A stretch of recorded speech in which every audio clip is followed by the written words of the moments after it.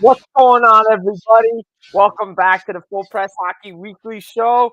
It's Game 3 of the Stanley Cup Final. We're back for another edition, previewing it up. 8 p.m. supposed puck drop. It'll be about 8:15, 8:20.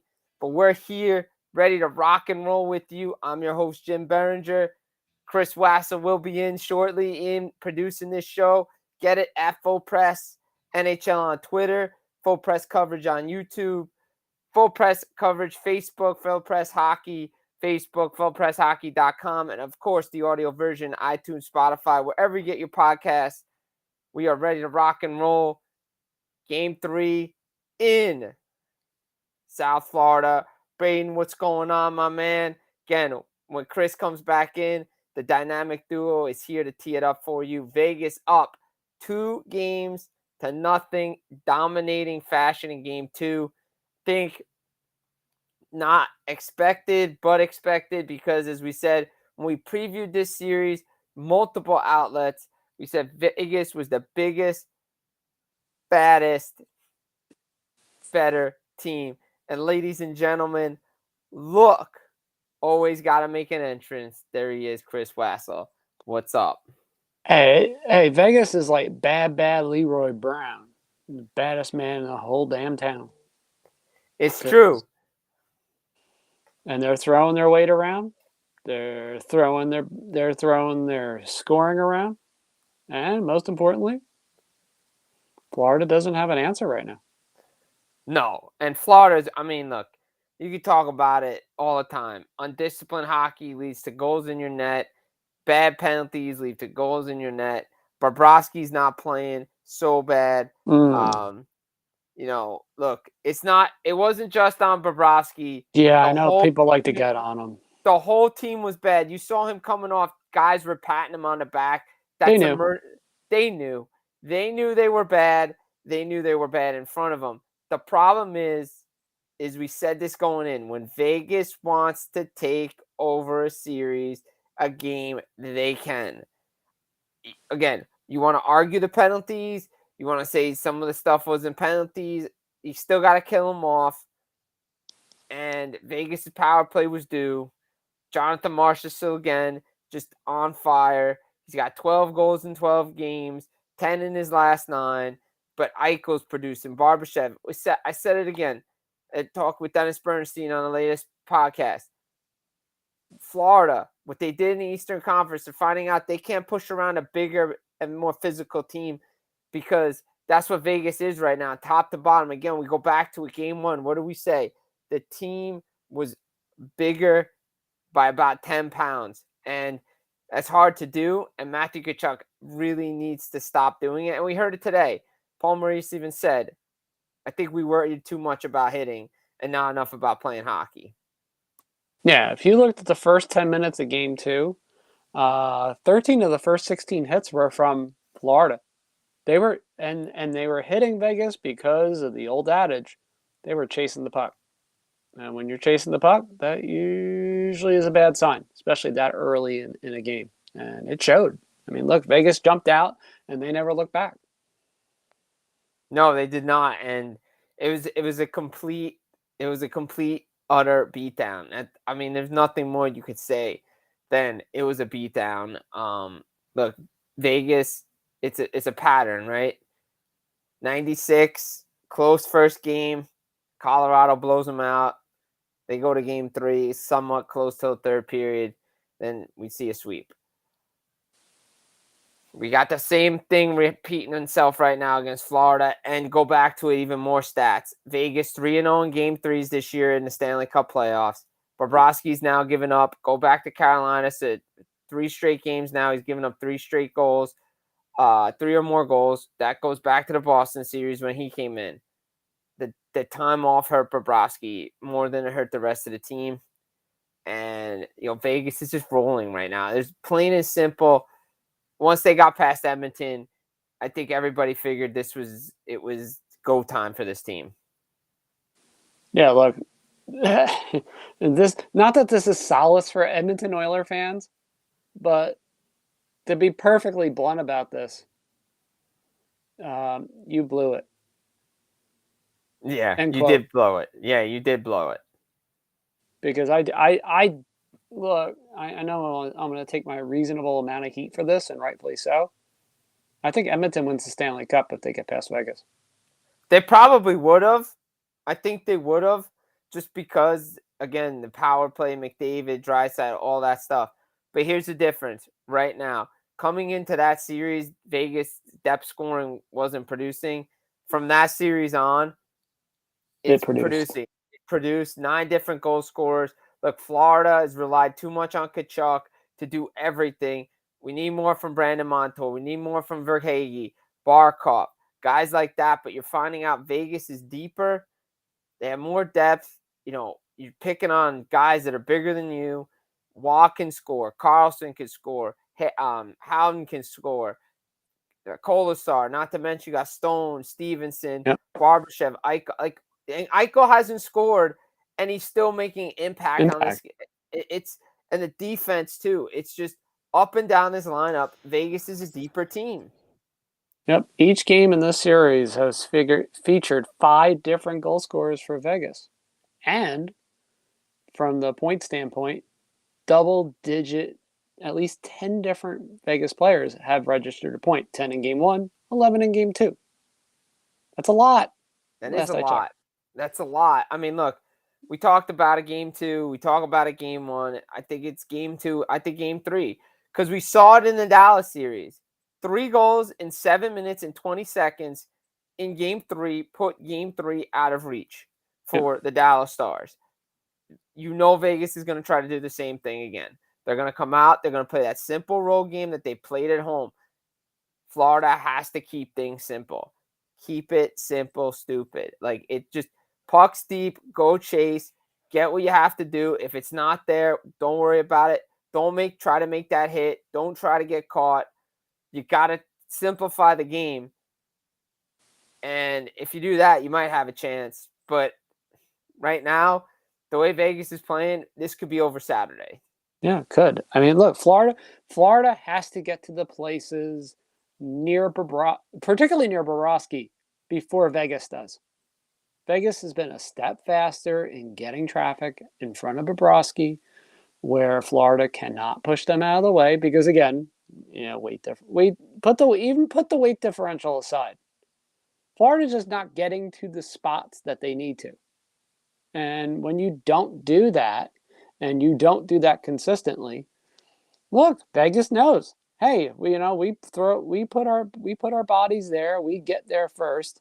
Florida probably isn't. So we're going to keep generating chance after chance after chance. And as a result, Vegas is able to impose its will, and so far Florida has not had an answer to stop any of it.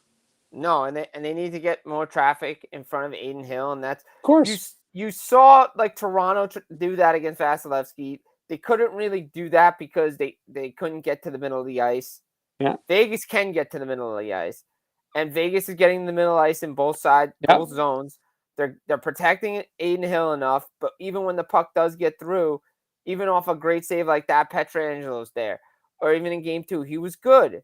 Like, he was good, and he makes the saves when he needs to make the saves. And now the defense is there too. It's the old adage is now maybe you don't need a great goaltender, you just need great goaltending. And they're getting it from Aiden Hill. Timing is everything. It really is, right? I mean, look, Florida, yes, it's home. Series doesn't start till rotate. Look, we've seen other teams come back from 2-0. In those other series, a lot of those teams were not blown out like they were blown out in the first 2 games. Like, go back to even when Boston did it to the Canucks in 2011. Yeah, that was a weird series. Those games were close though. in Vancouver, and they were blowouts in Boston. Yeah, that was a weird series from start to finish. Right? So, I mean, it's very, very difficult. And the difference is now Vegas, more mature, older, been there before. They understand what the Stanley Cup Final is all about. Florida's learning what the Stanley Cup Final is all about. We haven't had a sweep since 1998. I don't know. If Vegas wins tonight, we might be getting that Saturday. Again, game 3 is always pivotal. But again, I go back to stats again. I mean, I know everybody can say, well, stats make you look good and all this stuff. But the fact of the matter is, this stat, Vegas 3-0 in game 3s, all on the road in the Stanley Cup final and the Stanley Cup playoff. Yeah, so, yeah, it's very telling. I mean, it's just like, okay, you need not say more. Right. It's like, yeah. And I understand the first game. Like, let's throw this out there. I understand the first game against Winnipeg, double overtime, Michael Mario scores. I get it because that game could have gone either way because Winnipeg came back, tied it. You thought they had a momentum. They were able to, Vegas was able to win that game, and that was the turning point of that series. But from then on, they've just dominated game 3s, and they've dominated on the road. They can win at home. They can win on the road. It doesn't matter. It's me and Mario. I mean, it's you almost have to just expect it at this point with Vegas and how they've played. But good God, big thing tonight, obviously. Florida, it's a lot more than just scoring the first goal.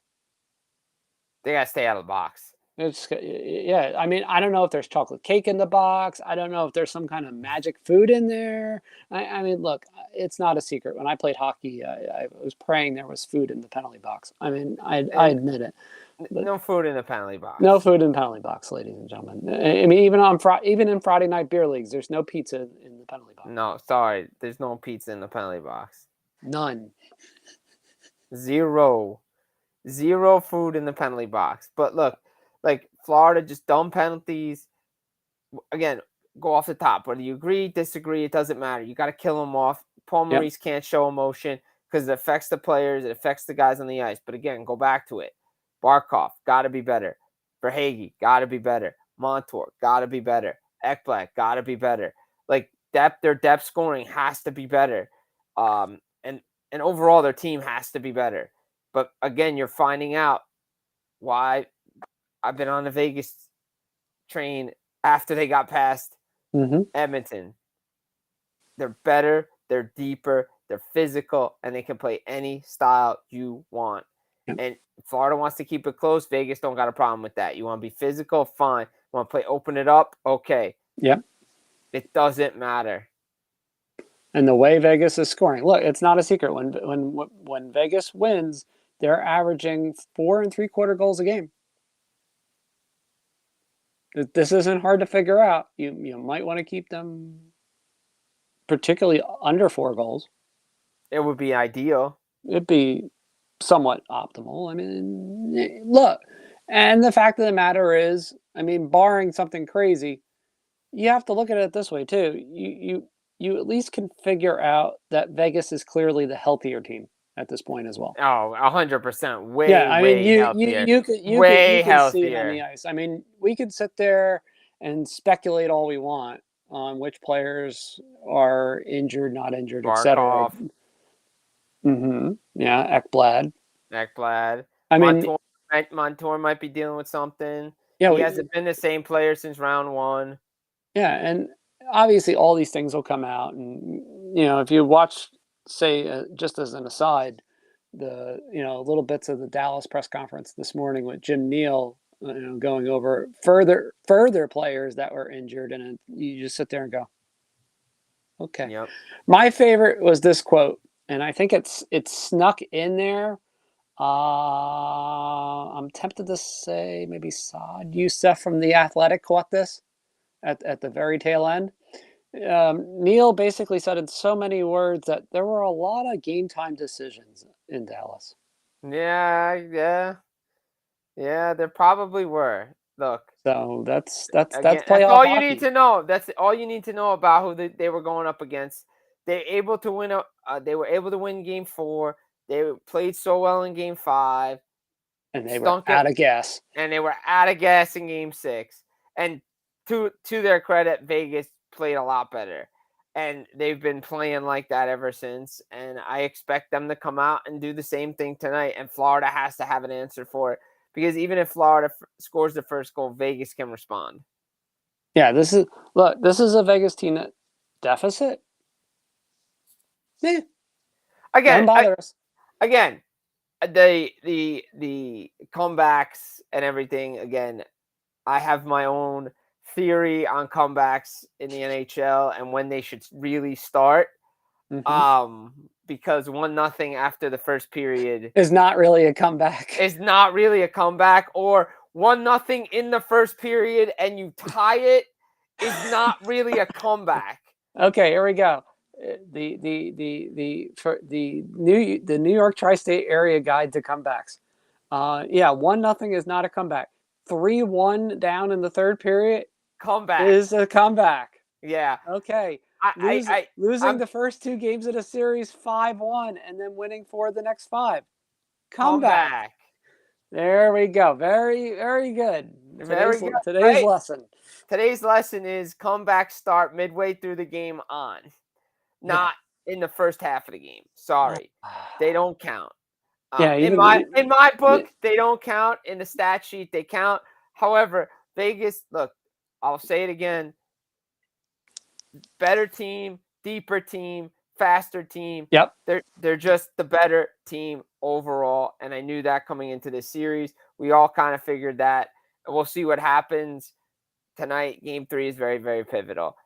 It's going to be telling me if Vegas wins, the Stanley Cup could show up on Saturday night. Ooh, the shiny thing. The shiny thing. So it's going to be interesting to see what happens. But that's game 3. We had some off-ice news and a trade. We had a trade.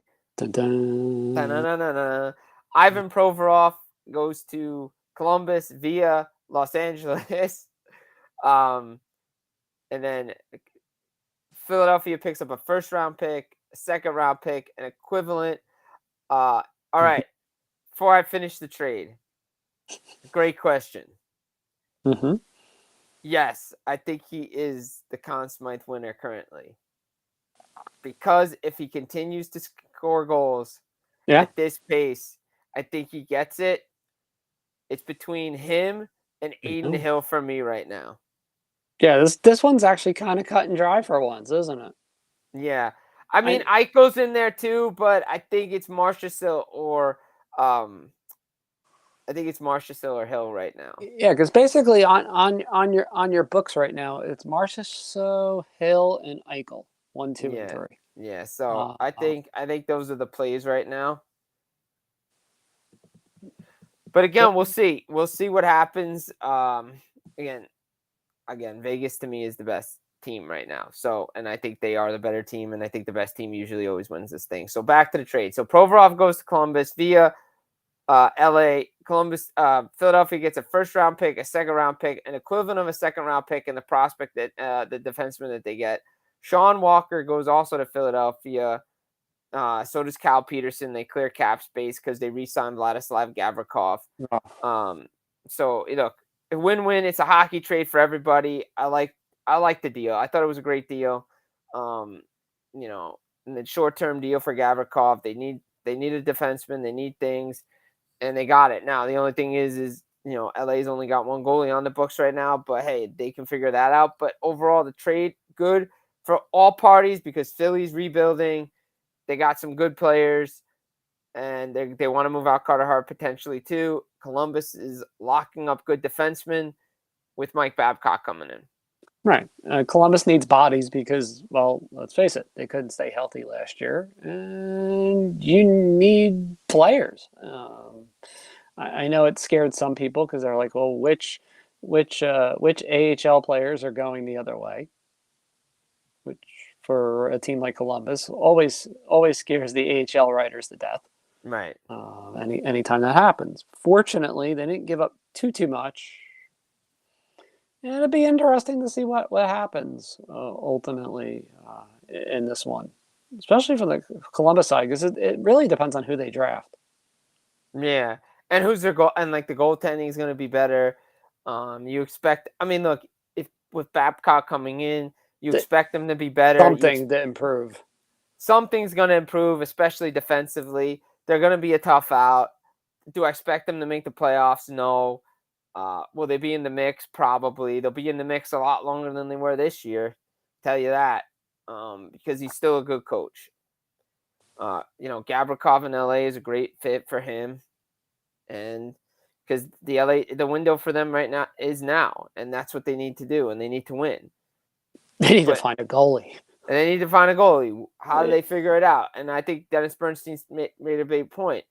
Do you go get a cheaper guy and not try to hit the home run in the goaltending department because of the defense and what they have? But as he also said, you're probably going to face the Oilers again or somebody, and you got to get bigger, and you got to be able to get past that round. And is it a guy like Helen Buck? They're probably not getting Gibson. But again, it's where are you finding things, and who do you want? And there are going to be options out there. I hate to say it. There will be a lot of options out there. Right. I think there's 8 to 10 options basically right now at this point. Yeah, I mean, are we throwing Mackenzie Blackwood as one of those 8 to 10 options right now? My stomach says no. Okay. Not yet. Well, I'm saying because we know that he's probably not coming back to New Jersey. Oh, he's gone. Yeah, he's gone. He's gone like Severson on a pork roll egg and cheese. Right. So, look, it's going to be interesting to see what they do now. New Jersey, obviously, look, the big news of the day is everybody's exploding. Gotta love Devils fans, you really do, and Devils Twitter, you really do. It's beautiful.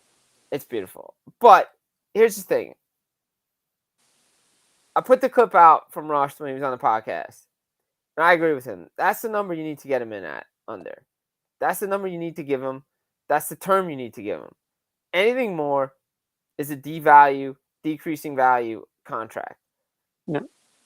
Especially for Jesper Bratt, who I believe has peaked at 73 points. Now maybe he goes over it, but he's too streaky. And I agree. At the forward end, and everybody brings up the Hamilton contract. He was a UFA. It's different. Your own guys in-house, you have to keep them structured like what Montreal did. And Bratt isn't worth or the value pick of what Jack Hughes is at. I'm sorry, he's just not. No. Not even close. No. And that's gonna anger some people, probably including Jesper Bratt's agent, but that's the reality. Reality of the situation is he disappeared in the playoffs. He's too much of a perimeter player, and Jack Hughes got it done. And his contract was a steal coming out of ELC. Not to mention, how many times has Fitzy said the framework's in place, it's in your court? I personally think, and speaking with some people today, I think he was overly optimistic that he was going to get this deal done because he should have known the player and he should have known who he was dealing with. It's true. It's 100% true. I mean, I know Bratt wants to stay. There's we'll see you in a couple of years, for the next several years. And, but Hughes made the point, put up or shut up. You got to sign put the pen to paper. You want to stay? Great. If you don't, then okay. We can figure out a way to move you and get picks and get a first round and get back into the first round. There's ways to get around that. And I think they're going to have to figure it out. Oh, absolutely. No doubt about it. Speaking of, so yeah, we have Kyle in the chat room. And by the way, if anybody did predict Vegas in 4 or even 5, which I didn't. I went 6. Yeah. Damn, I'm really regretting that right now. All right, we have to throw the elephant in the room out, Jim. While we're at it, Timo Meier. What does that number come in at? Well, here's the thing. I know what Fitzgerald wants to do. Can he do it with that player? Going to be tough. We know what his qualifying offer is to sign him for 1 year. You could do that. Okay. That's an option. Option 2, you could potentially bring him to arbitration, see what happened with Ryan O'Reilly in Colorado and try to get that qualifying offer dropped to around 8.5. It's risky, but it's also an option. You also have potentially doing something else. You could trade him, look at other options there as well. Again, we will see what the Devils do there, but I gotta believe that they're going to try to re-sign him long term. They want to. Contract negotiations are going on, so we'll see what happens there. Yeah, we've been told to expect something of a framework to roll in. When? Who knows? But something, Some something's cooking, and they right. have talked a few times in the past week. So there's that. Again, there's time. They'll figure it out. But again, I think we knew what Brat was going to be. It wasn't going to be easy. It always drags out.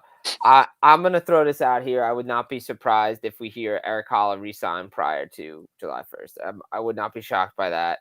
I think that's a player that they want to keep. He wants to stay. They like him here. It makes too much sense. Too much sense not to.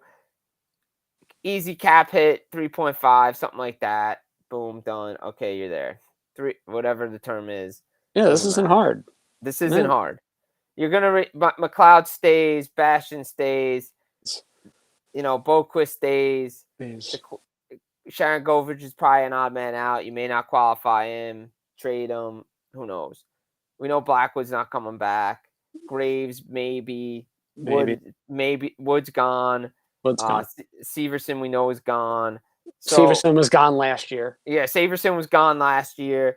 But again, it's going to be interesting to see what this team does. Again, I will say this over and over again. Yes, the Devils have cap space, but when you have RFAs that need contracts, stuff like that, it goes away quickly, especially if you think that, say, for instance, hypothetically, they only can get the 1 year and they only qualify Meyer. 34 goes to 24 real quick.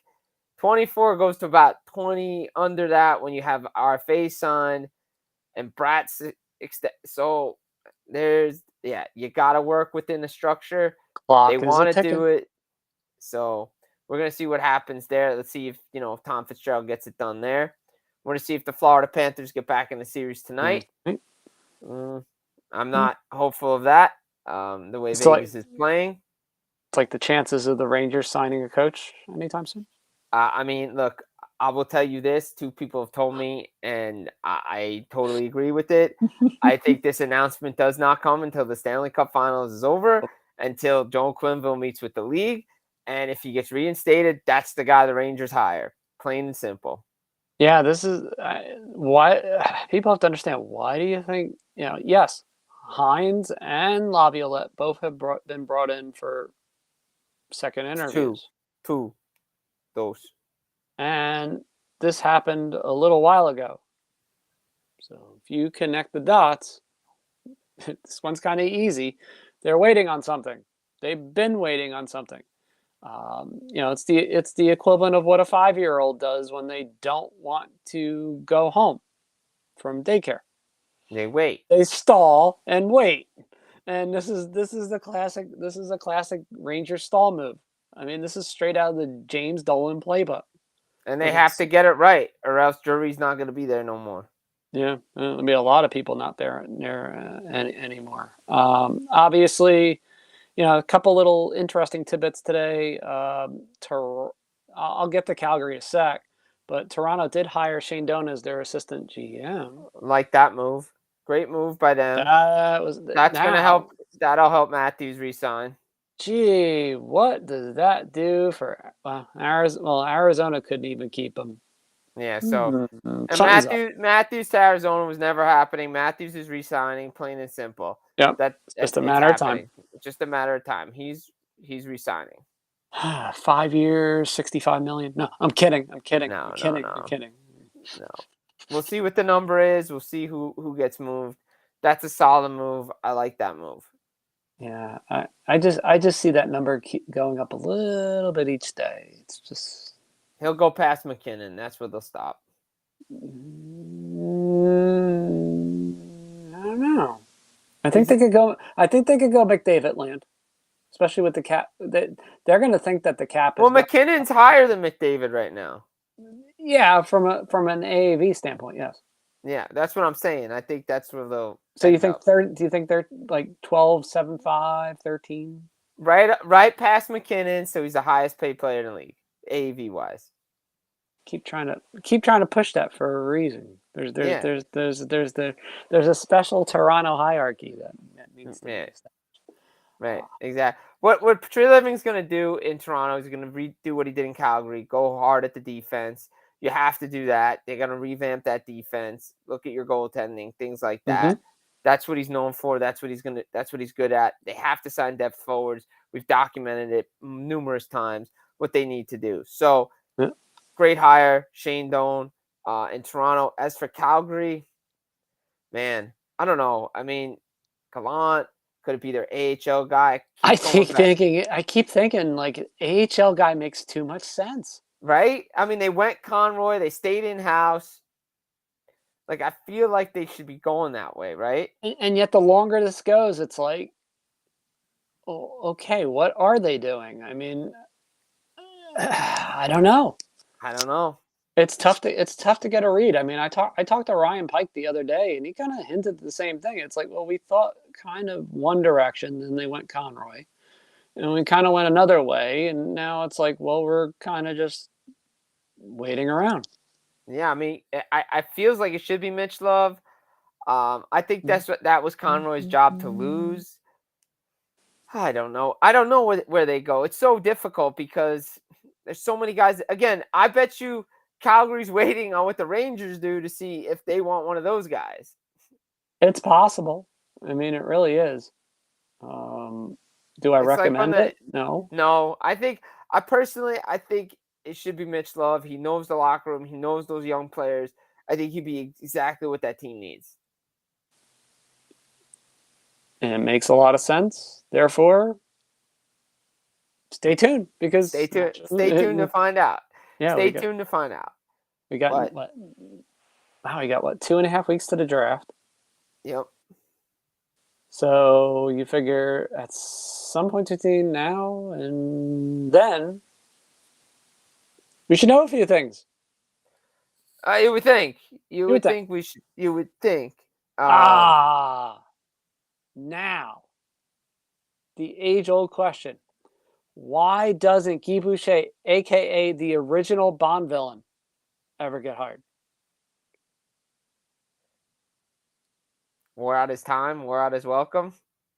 Yeah, I think he just wore out his time in the NHL in too many places. Yeah. I think the game is not that anymore. I think what he brought into this, I think the system was good.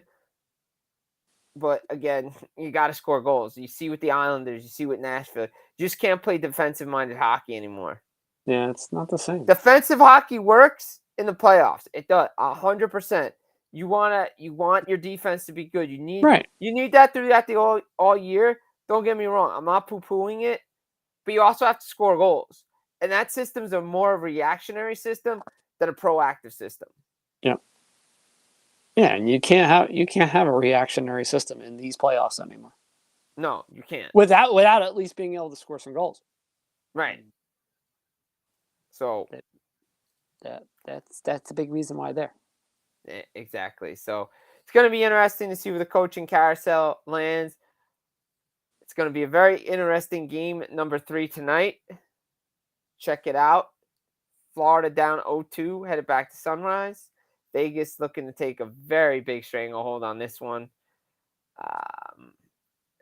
All signs point to Vegas, but you never know. You never know in this one.